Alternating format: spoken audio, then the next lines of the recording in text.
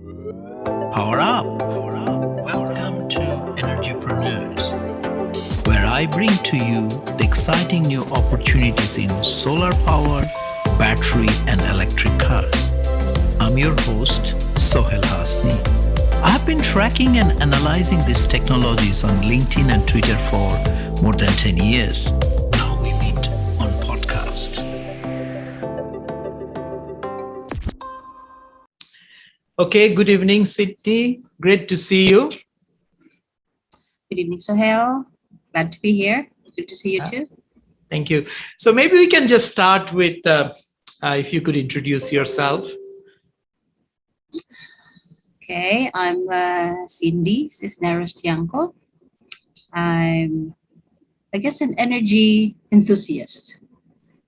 I support, of course, clean energy. I support all the good things about energy that it helps economic growth. It fuels economic growth. It fuels sustainable development, particularly clean energy.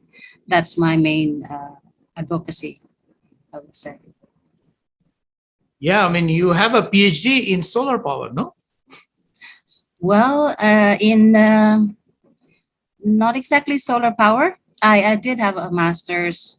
I did a master's in renewable sources of energy, but I focused on geothermal. Although I did have some focus on solar as well. And my PhD was actually in the School of Mechanical Engineering, again focusing on thermal power, geothermal power. But I guess my experience in ADB has led to me enhancing my skills and my knowledge around solar PV and other renewables apart from geothermal. Yeah, because I thought even before that, yeah. Because I thought you also worked with Professor Green, no, at one stage. Well, not exactly. Professor Green was in the School of Electrical Engineering. I was in the School of Mechanical Engineering. That's the main difference, because thermal engineering was in the mechanical engineering department, not in electrical. That's why. Yeah. But I was familiar with this work. Of course, I was familiar with this work, and he was among the first to achieve highest efficiencies in PV. So, I mean, you have been very humble. I think I relate to you to solar. You have done so many things for solar, no? Within ADB, no? Can we go through that journey? You have done a lot of projects, no? Well, I suppose so. Many of my projects have been in solar PV, and I guess I was introduced in ADB to solar PV when I did the training in Spain. That was a really a good eye opener for me in 2011 when I first joined ADB. I was lucky enough to be included in the external training for solar, and I got to see all the installations in Spain at that time, ranging from PV to parabolic trough to solar towers. And, it has opened my mind into the possibilities. I knew of them when I was doing my master's, but not really in depth, in a way that it is transformational technology. Yeah. Yeah, and at that time, solar still was, I think, more than 10 cents a kilowatt hour, no? And where it is now. Even more expensive than that. So it was at that time still very, very new and not competitive with your conventional fuels, particularly fossil fuels. And even solar tower, which is probably 6 or 10 times more expensive than PV, that has also come down a bit. That goes with concentrating solar power as well. And I guess ADB has not been able to scale up our CSP interventions, but we focus largely on PV now that it has become very, very cost effective. At the same time, if you couple that with battery energy storage systems, that really makes the whole system sustainable, and that solves the problem of intermittency and variability of solar PV. So you can have still renewable electricity from batteries, even at night or when the sun doesn't shine. Actually, we are working on a CSP project for Turkmenistan. Let's see how we go. That's really great. Yeah, we developed several projects in Uzbekistan when I was working there since I started actually in 2011. So we developed 6 projects. So ranging in technology from solar PV to CSP using parabolic trough to even solar towers.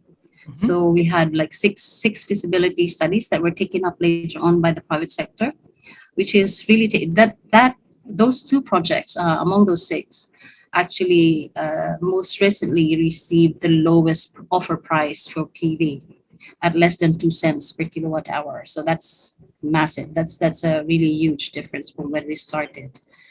And yeah, those projects are part of the roadmap that I guess I helped develop when I was in Uzbekistan, working for Uzbekistan in Central Asia. So I'm very proud of it. I'm very happy that I've been part of such a journey of Uzbekistan shift from largely oil-fired and coal-fired power to renewables, particularly solar, and even the unbundling of the sector as well. Was brought about by some of these reforms that we introduced when we first started. Again, that the first intervention we had in Uzbekistan was the first and the largest, the first of its kind in Central Asia. So it was groundbreaking in that sense. Yes. Yeah, because right now Uzbekistan has more than 300 megawatt, no, already solar. Yes, and more are being built. I know for a fact that they have a 1 gigawatt, shall we say, contract or 1 gigawatt deal with the private sector for solar, and that's just a part of it. I know that there are more coming in, not even just PV, but also other technologies. Yeah, they have. I was checking, their vision is now to go up to 5 gigawatt. So it's quite significant for a fossil fuel country, no? That's right. And I think the target at the time when we were doing the roadmap was something like 4 gigawatts in 2025. So they were supposed to start in 2021 with the private sector financing, but they started earlier than we envisioned, and that's really, really great achievement. Yeah, and I also visited the Solar Institute that I understand you also established, no? That's right. In March 2013, our TA helped develop, redesign the International Solar Energy Institute. We inaugurated it, of course, with our own president, Takao. President, I forget his name now. I'm sorry, Takehiko Nakao. Yeah. Yes, they signed the inaugural. During the ceremony, the MOU with the Minister of Finance of Uzbekistan, and we did a little ceremony where they switched on the light using solar, and that was really groundbreaking. Yeah, it's a quite significant achievement because those people who have not been in that region, right? This region is fossil fuel. They don't understand anything else. Gas is so cheap. Coal is everywhere, right? Why you have to do solar, right? Yeah, and they have, vast deserts that are just waiting to be tapped for solar. These are marginal lands that they don't even use for agriculture. Mm-hmm. So really, even just a portion of what's available land in Uzbekistan can power the entire world, in fact. Yeah, but it is the mindset change that has to be seen as a resource, right? Exactly. And well, they were involved in solar, but not so much in terms of energy generation. Mm-hmm. But they had, I guess, a budding research institute that looked at solar energy, or particularly thermal energy. They used it for materials research down in Tashkent, or in Parkent specifically. It's about an hour from Tashkent, where they have the Physics Sun, or this Material Science Institute, as well as the Physical Technical Institute that focuses on solar energy for materials research. So that's where they do ceramics, and maybe even space technology materials using solar as testing. So it was also quite impressive what they have there. It's one of the two largest thermal solar generator. It is 1 megawatt thermal, very large parabolic trough. Yeah, so quite amazing what they've done. And what ADB just did was to develop that more into the power generation side of it, and utilizing what's available in terms of land and other skills already that are there. Now, Uzbekistan is a double landlocked country. From there, now you move to Pacific, right? Must Yeah, be so huge difference, no? almost literally poles apart, right? In terms of the context, the I guess socioeconomic profile, as well as the demographics. It's really quite very, very different. So here, where when we in Uzbekistan, we focused on you know looking at private sector financing, looking at more large scale installations, because there's a lot more requirements in terms of demand. There's a lot more potential also for other uses or other productive uses, including like district heating, for example, and for export, when they have this centralized this trading system, this power system within Central Asia, that could potentially absorb any excess power that they may have from solar. In contrast, the Pacific, you're talking about 3,500 atolls and islands across 13.5 million square kilometers of exclusive economic zones. So we have these very large ocean states, but very tiny in terms of land. So they are extremely large land constraints, apart from all the other challenges that they face when it comes to climate change impacts, for example, natural hazards, cyclones, extreme weather events brought about by climate change. So the Pacific is least responsible for climate change, but they bear the brunt of the impacts. And this is where I believe ADB's focus should lie. We need to help these countries become more resilient. At the same time, help them achieve their own targets that, even though they are least responsible, they're actually committing very ambitious targets for mitigation, and also renewable energy targets when it comes to generation. So they are largely dependent on diesel fuels, as you may imagine, and all of these are imported. They import food as well.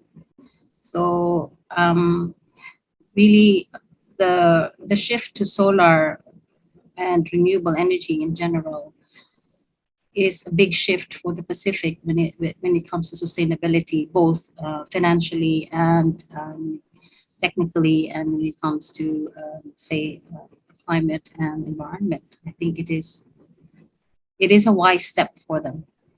But they need the world, they need the entire global community to help them achieve those targets. And that's where I guess we are starting to come from.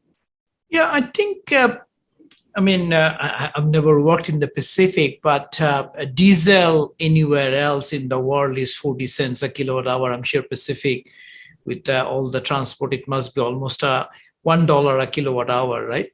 So yes, in some places it can be about that. Yeah. So obviously renewable energy should be very cheap, relatively speaking, no? But is that a market failure? Why it's not 100% renewable energy already, no? Well, it's not so much a market failure.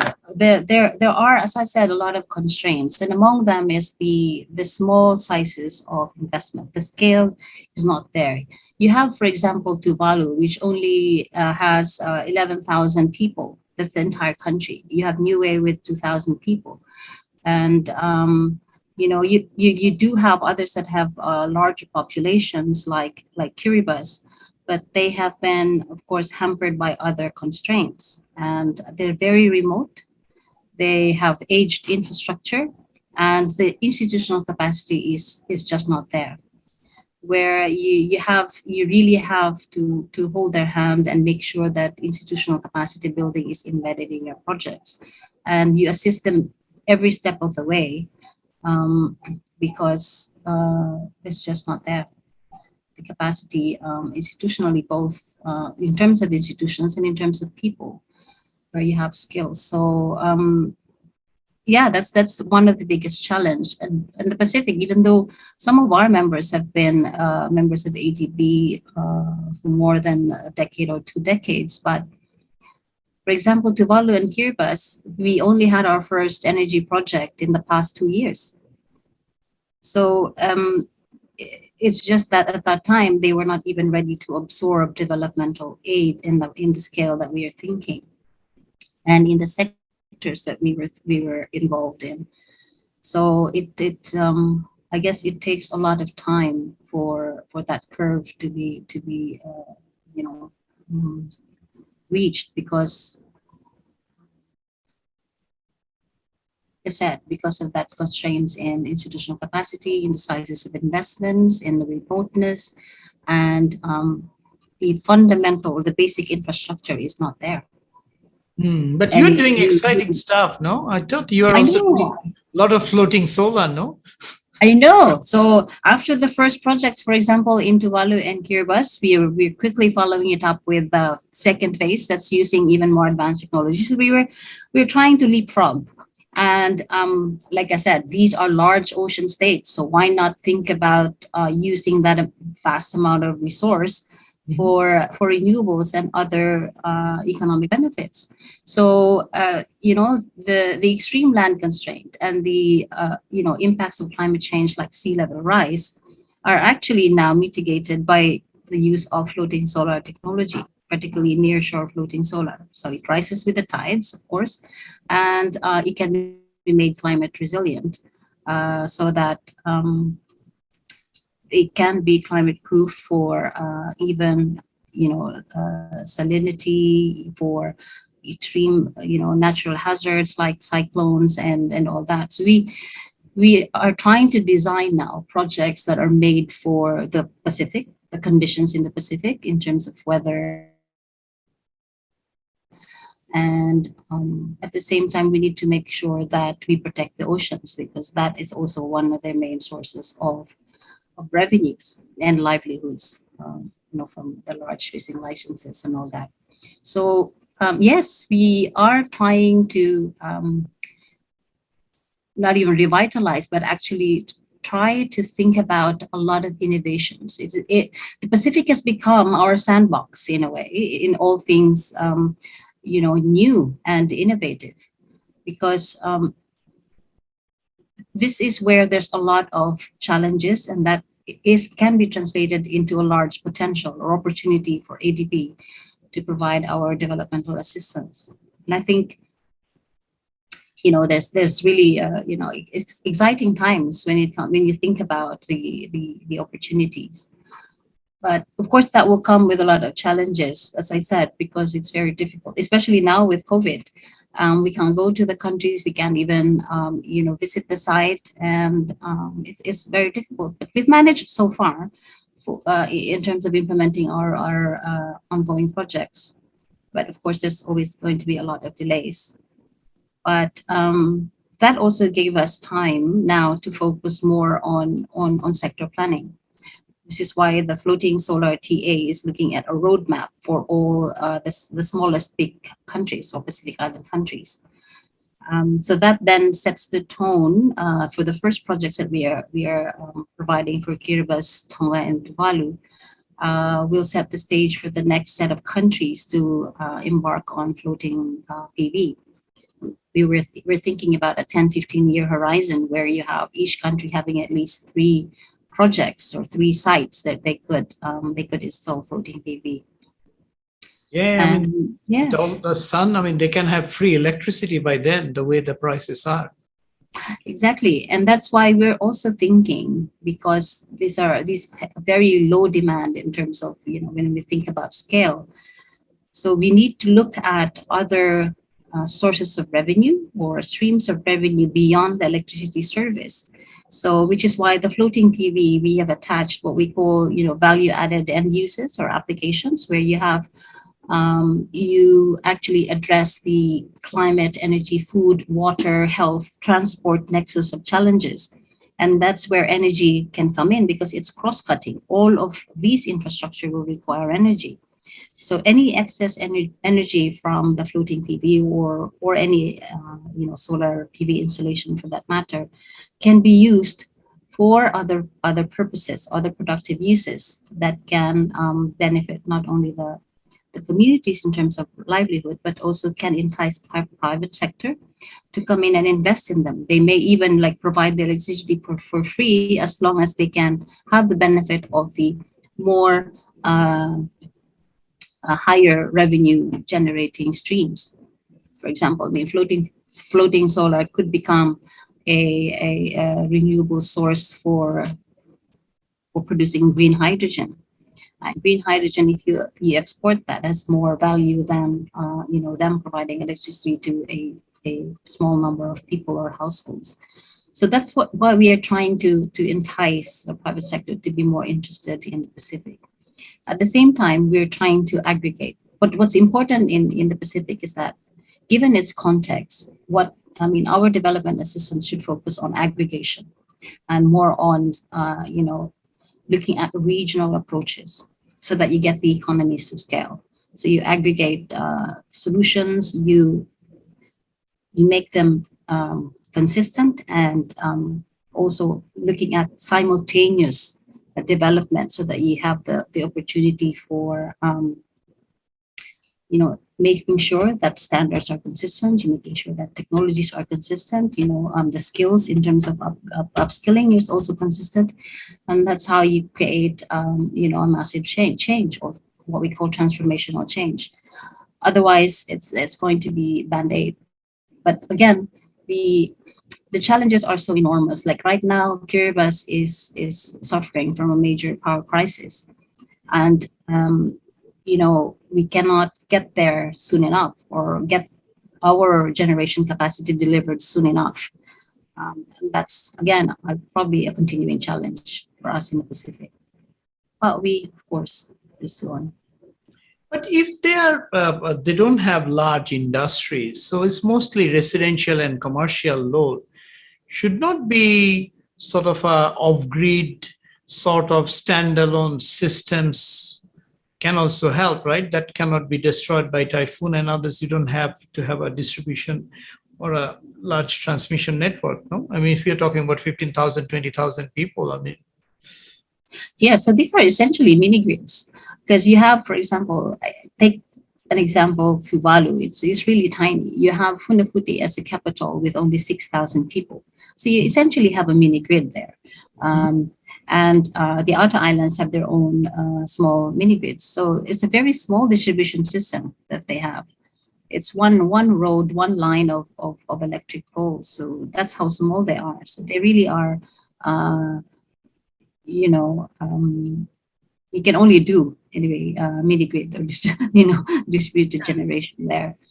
But it can benefit from, say, rooftop solar just to augment the diesel and to displace diesel, because they do spend a lot on fuel because these are imported, and make them also self-reliant when it comes to energy.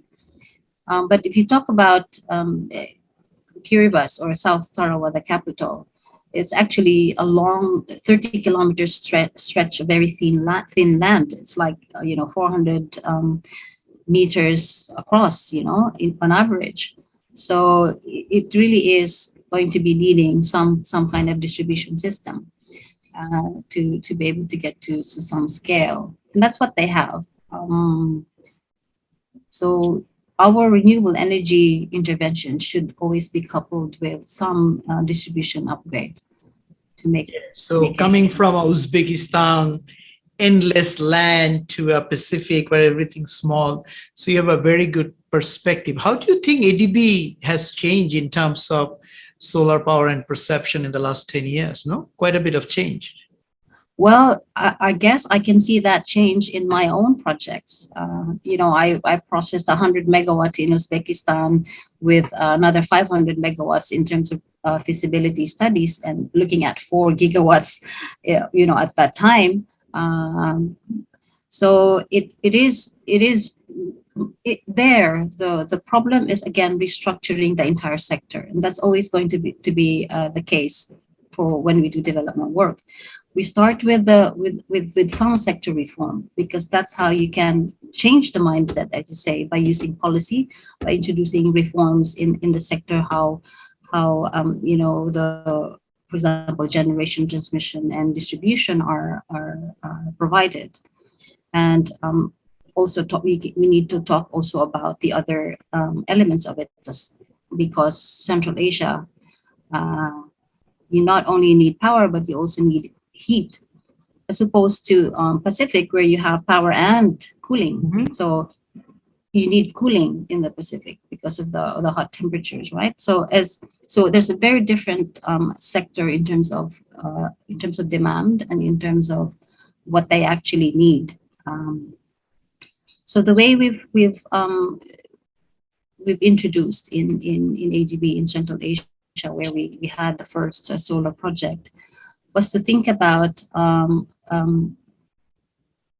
first looking at reforms, looking at how the mindset can be changed, and thinking about again, at that time also, people, or at least countries, were conscious about their own commitments to the UNFCCC, the Paris Agreement. Before that, of course, their nationally determined contributions. It was around that time when we first started solar in Uzbekistan. So that also helped in a way. We helped them with their own targets. We helped them achieve that, and help them with planning, like with a roadmap, and get them what we call investment ready projects that they can themselves invest in, or private sector can invest in.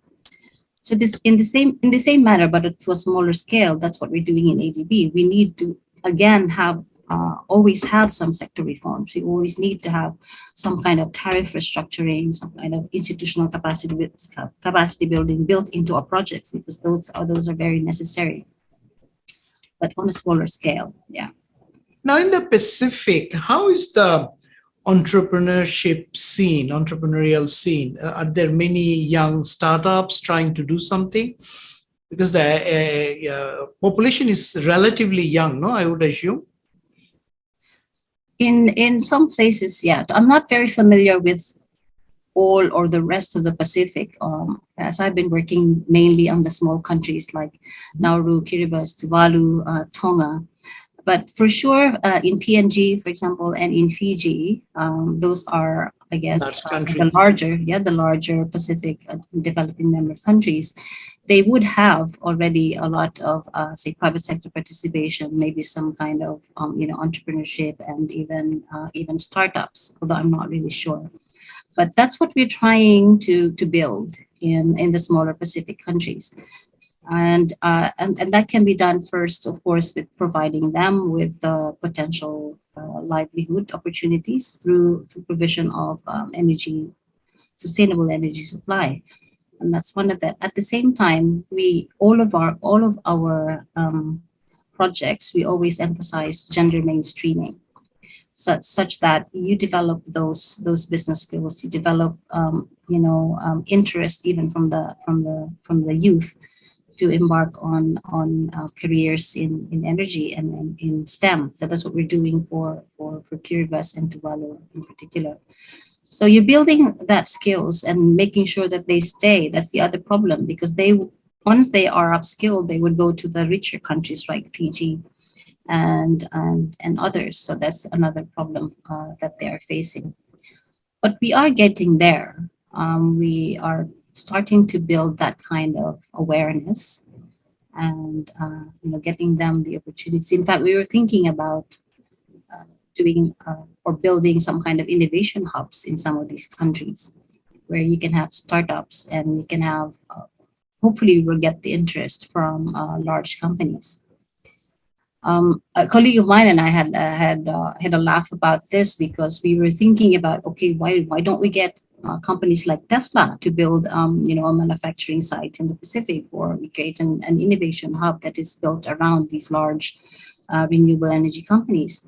And then we were saying at that time we had a problem with Tesla supplying a battery to Tuvalu simply because the market was so small. They actually declined. So that's the trade-off. How do we get them to be interested when the market is not there, when the market is not ready? So we start from setting up that enabling environment and getting the skills up so that they are ready to absorb any high tech solutions or investments into the countries. Yeah, if the population is so small, it's quite challenging in that sense. But again, I mean, they should be very excited if solar can be converted into electricity so cheap.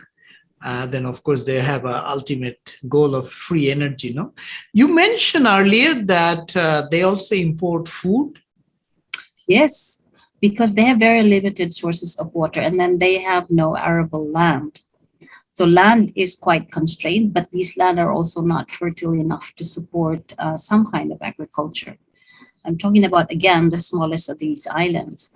So they only grow coconuts and breadfruit and nothing else. You can't even get a salad in the best hotels because there's just not available. So all this global development on hydroponics, aquaponics, they are not into those development yet. No, and that's why we're doing that in the floating PV intervention. I talked about the climate, food, water, energy, transport, and health nexus of challenges. So, in fact, we did our first regional workshop, and we had a couple of private entities that are looking at aquaculture as well as agriculture using renewables. And this is the exciting part because we do have a lot of startups, a lot of entrepreneurs and private sector entities already entering this type of technologies and this type of applications of renewables. So we, as part of our TA, we have developed sort of a matrix of all of these potential applications or potential value-added applications. And then we can couple that with the floating PV tenders, so that the private sector may be interested not only in the power generation itself, but also on the business side of it when it comes to productive uses.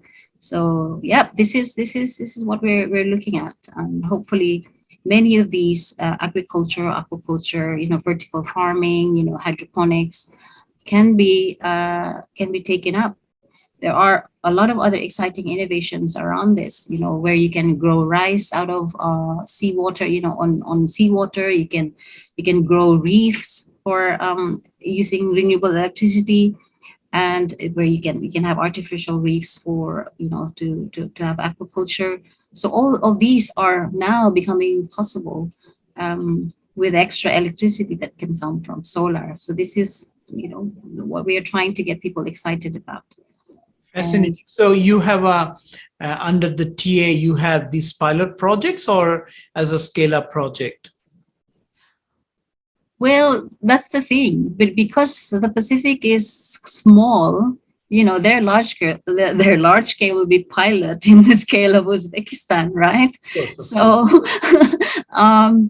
yeah. So we're talking about 5 megawatts, 10 megawatts. So we're starting with that. But then if you have 5 to 10 megawatts in 10 countries, then you get the scale, right? So it can pique the interest of large companies if we aggregate. And then that makes sense. That makes it attractive. So that's what we're trying to develop. So if we have, at least 5 countries in the first round, at least 5 to 10 megawatts each, you already achieve some kind of scale that would be quite attractive for investors to come in.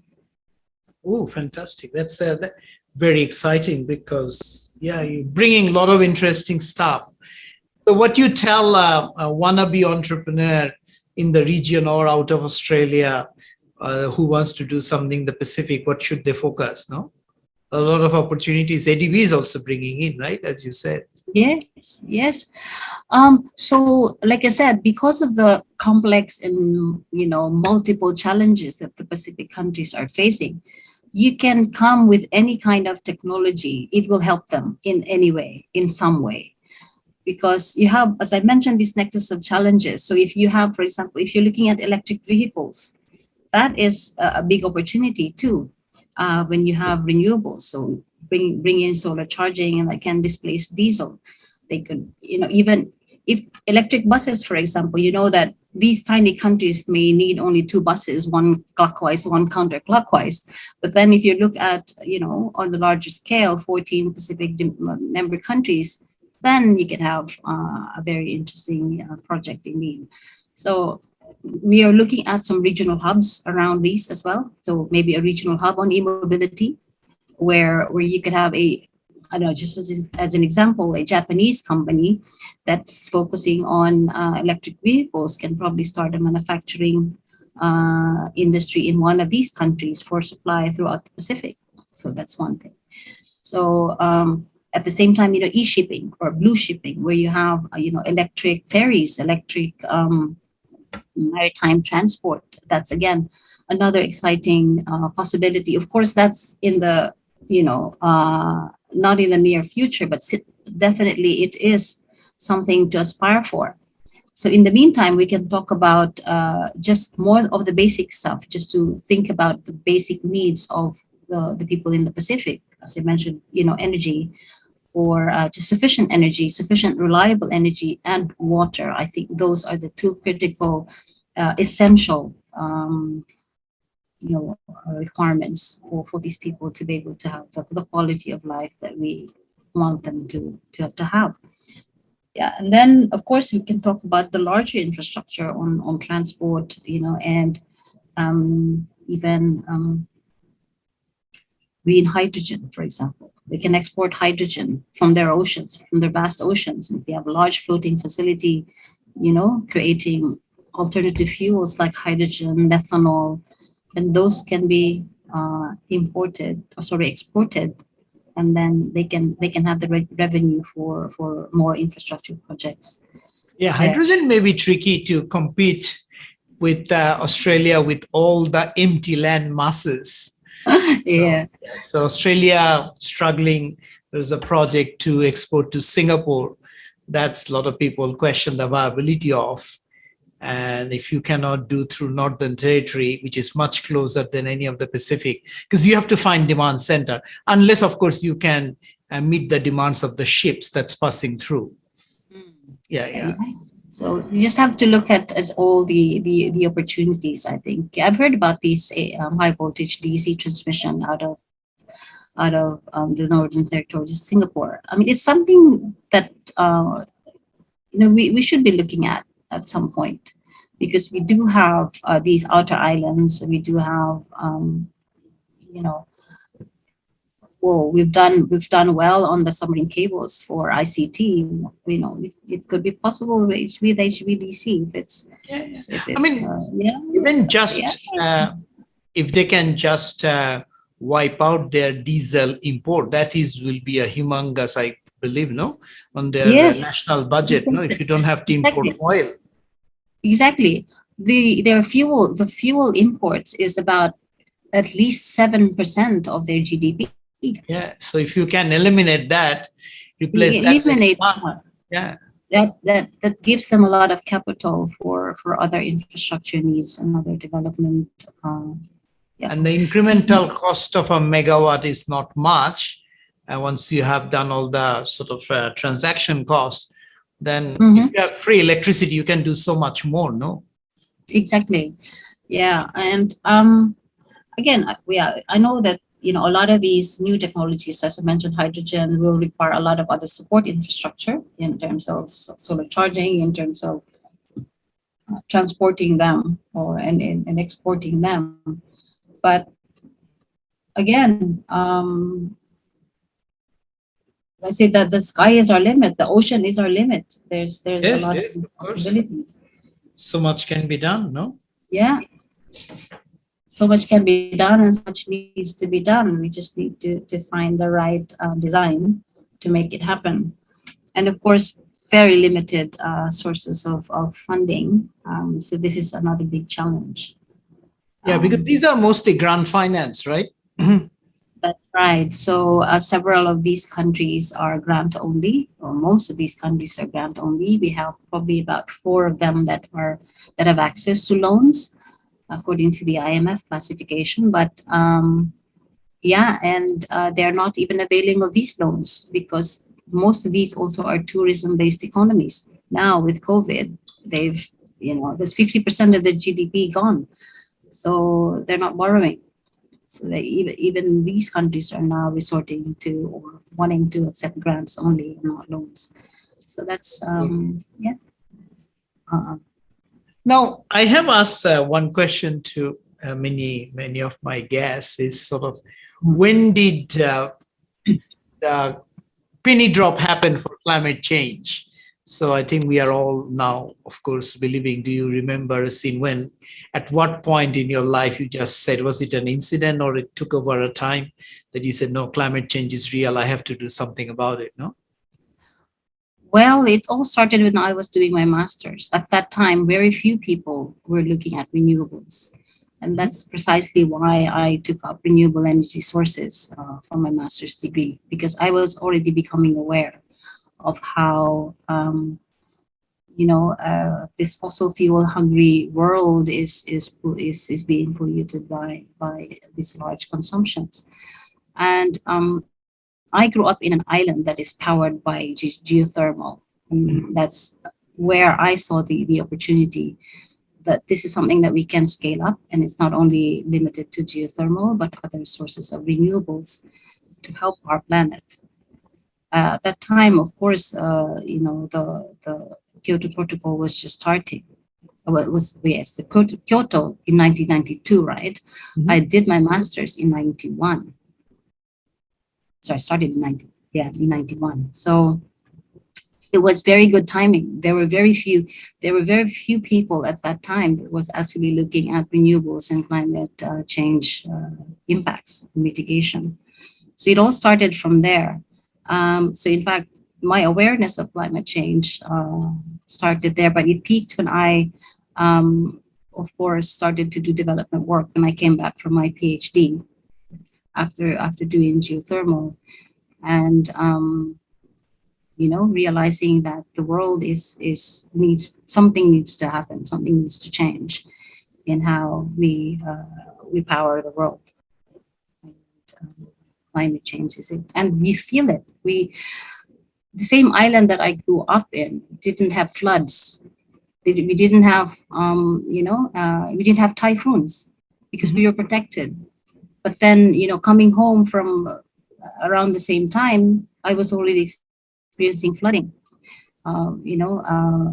Forests were, so that really was a lot of I guess a series of wake up calls that made me think that this is something that I am really interested in, and I'm passionate about because I care for the world, I care for